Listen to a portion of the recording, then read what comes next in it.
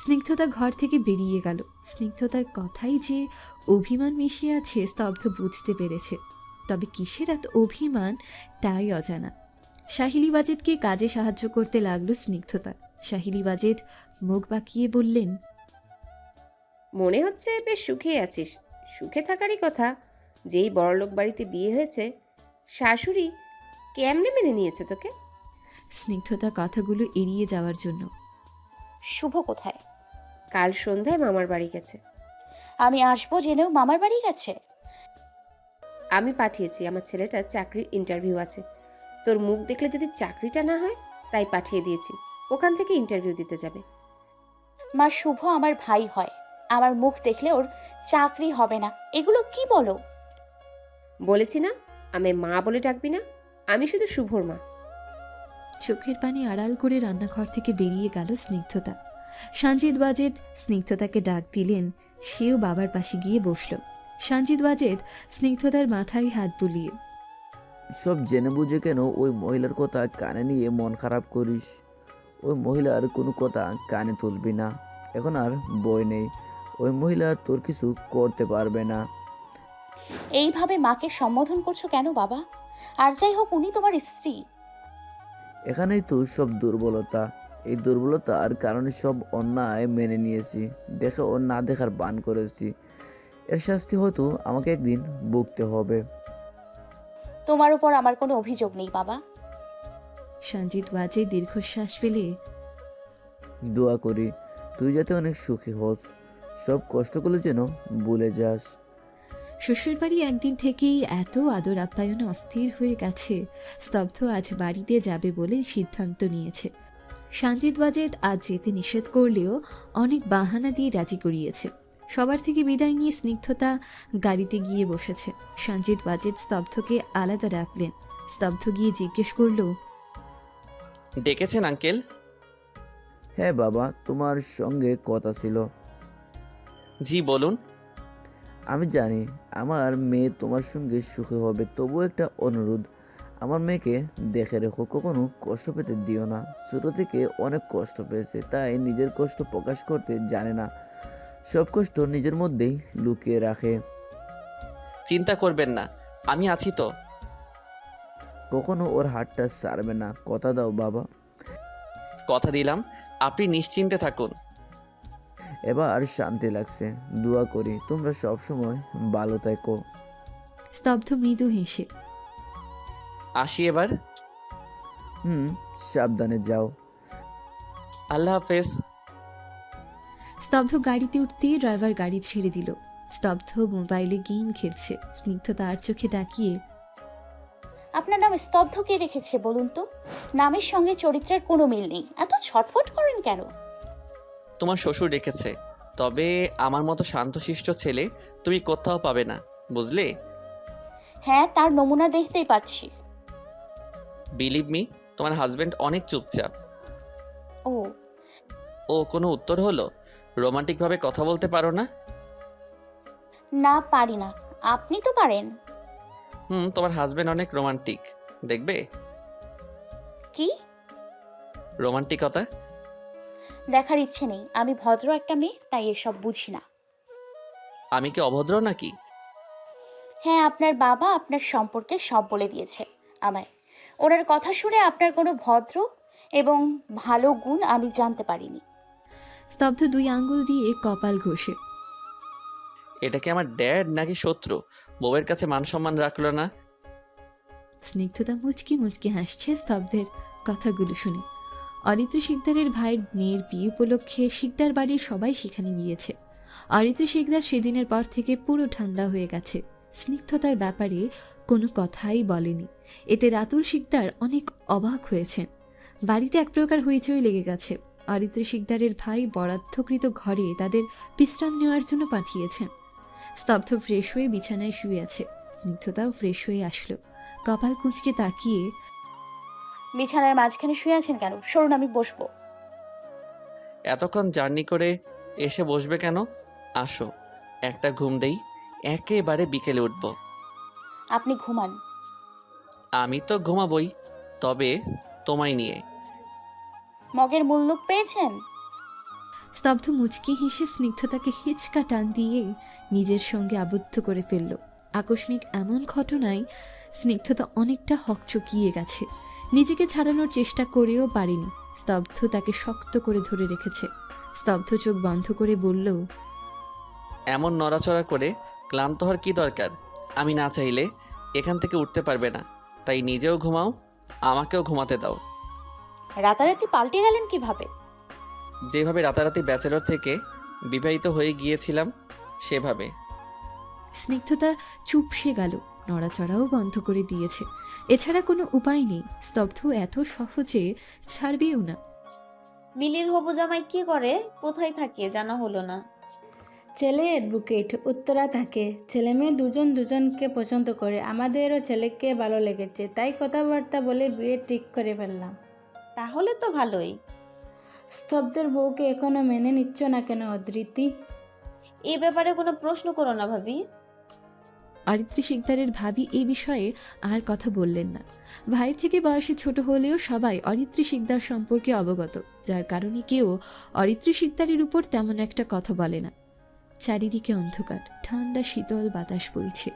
বিয়ে উপলক্ষে সবাই একসঙ্গে হয়েছে, তাই বড়রা বাদে বাকি সবাই ছাদে বসেছে আড্ডা দেওয়ার জন্য। স্নিগ্ধতা সবার সঙ্গে যোগ দিতে রাজি হয়নি। মিলি জোরপূর্বক স্নিগ্ধতাকে ছাদে নিয়ে বসিয়ে দিল। মিলির সঙ্গে পরিচয় পর্ব শেষ, কিন্তু বাকিদের মুখগুলো স্নিগ্ধতার কাছে অচেনা। আশেপাশে চোখ বুলিয়ে স্তব্ধকেও দেখতে পেল না। মিলি স্নিগ্ধতার কানের কাছে মুখ নিয়ে বলল, ভাইয়া তার বন্ধু এবং স্তব্ধ ভাইয়া একসঙ্গে ঘুরতে বের হয়েছে। আপাতত তুমি আমাদের সঙ্গে গল্প করো ভাবি। স্নিগ্ধতা কিছুটা লজ্জা পেয়ে গেল। মনে মনে অভিমানও হচ্ছে। স্তব্ধ একবারও বলে গেল না। পরক্ষণে নিজের মনকে সান্ত্বনা দিল।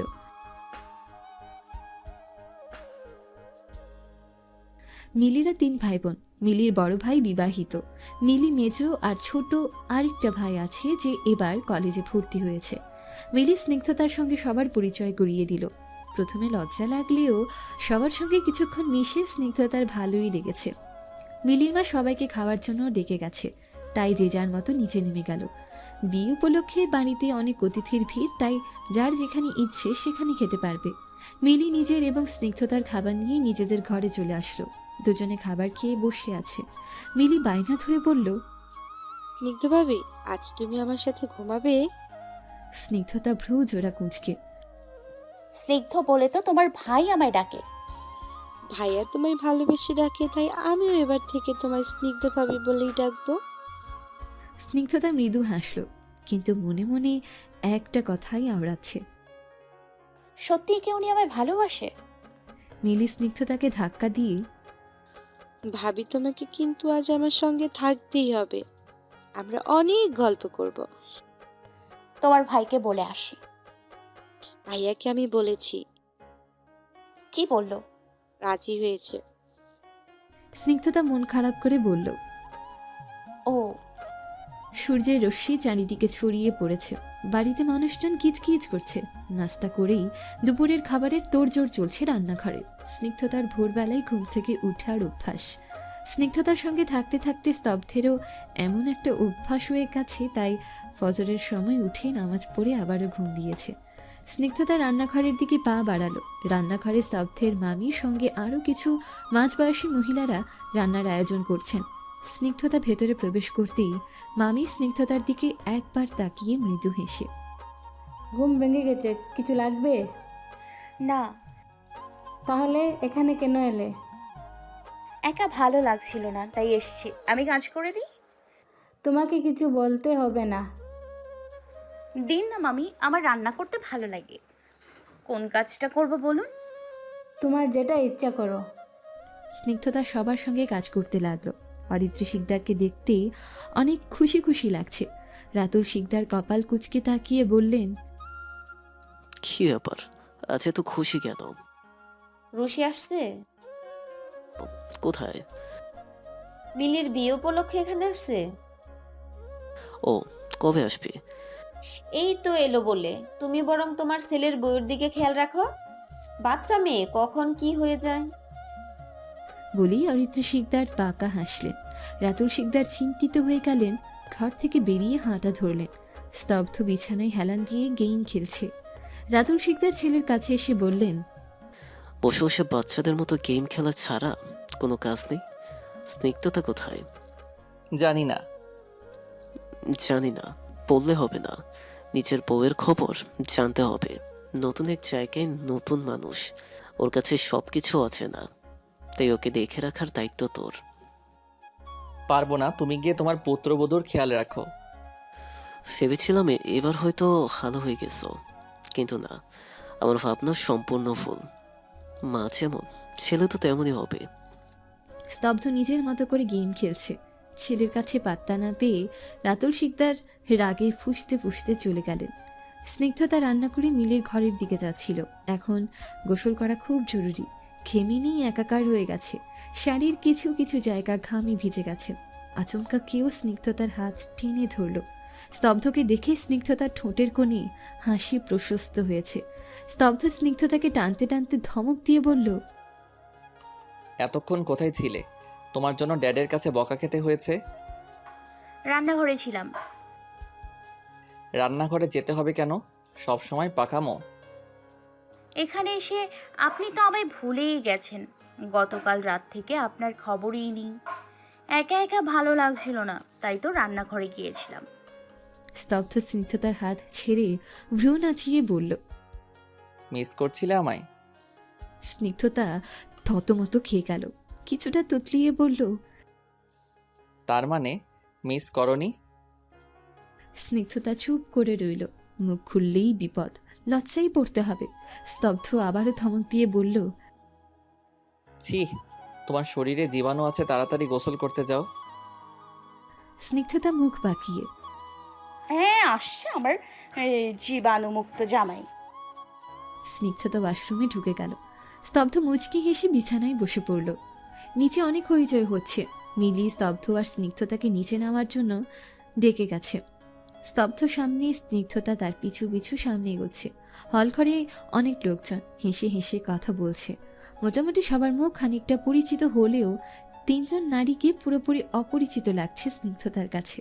স্তব্ধকে দেখতে একজন মাঝবয়সী মহিলা এগিয়ে এসে, স্তব্ধ বাবা, কেমন আছিস? স্তব্ধ হেসে জবাব দিল, ভালো আন্টি, তুমি কেমন আছো? আমিও ভালো। স্নিগ্ধতা একপাশে দাঁড়িয়ে তাদের দেখছে। অরিত্র শিকদার মহিলার কাঁধে হাত রেখে, রুশি, আমার সঙ্গে চল, তোর সাথে অনেক কথা আছে। আপা একটু সবুর কর, আমারও তোর সঙ্গে কথা আছে অনেক। স্নিগ্ধতার চিনতে এবার অসুবিধা হয়নি। এর আগেও অনেকবার এই নামটা শুনেছে, এবার শুধু চোখের দেখাটা হয়ে গেছে। রুশি স্নিগ্ধতার দিকে এগিয়ে গেল। স্নিগ্ধতার গালটা টেনে মৃদু হেসে বললেন, তুমি তাহলে স্তব্ধের বউ, যাকে দুলাভাই জোর করে স্তব্ধের ঘাড়ে চাপিয়ে দিয়েছে? স্নিগ্ধতা মাথা নিচু করে দাঁড়িয়ে রইল। রুশি নামক মহিলাটি যে সুবিধার না, এটা তার বোধগম্য হয়ে গেছে। রুশি মেয়ে দুটোর উদ্দেশ্যে বললেন, নাতাশা, নেহা, যাও গিয়ে চেঞ্জ করে নাও, আমি তোমার আন্টির ঘরে যাচ্ছি। অরিত্র শিকদার এবং রুশি উপরে চলে গেলেন। মেয়ে দুটিও পেছন পেছন চলে গেল। তোর সাথে আমি যে কি খুশি হয়েছে রুশি। তুই খুশি হলেও আমি খুশি হতে পারিনি। সবাই জানে স্তব্ধের সঙ্গে নাতাশার বিয়ে হবে। যেই আমি মেয়েদের নিয়ে ট্যুরে গেলাম, অন্য একটা মেয়ের সঙ্গে স্তব্ধের বিয়ে হয়ে গেল। সবকিছু রাত্রের প্ল্যান। ও ইচ্ছে করে আমার ছেলেটাকে ব্ল্যাকমেল করে বিয়েটা করিয়েছে। নাতাশাকে কিভাবে বুঝাবো?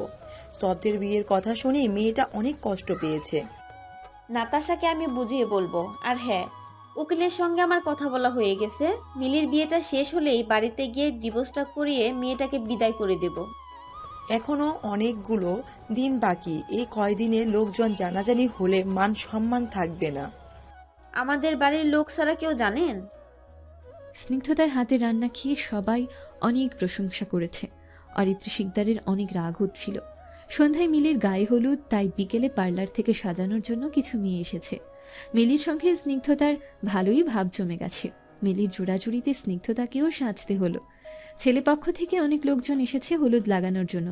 একটা ছেলে বারবার স্নিগ্ধতার দিকে তাকিয়ে মুচকি মুচকি হাসছে। প্রথমে খেয়াল না করলেও এখন স্নিগ্ধতা ঠিক বুঝতে পেরেছে ছেলেটা তাকে দেখছে।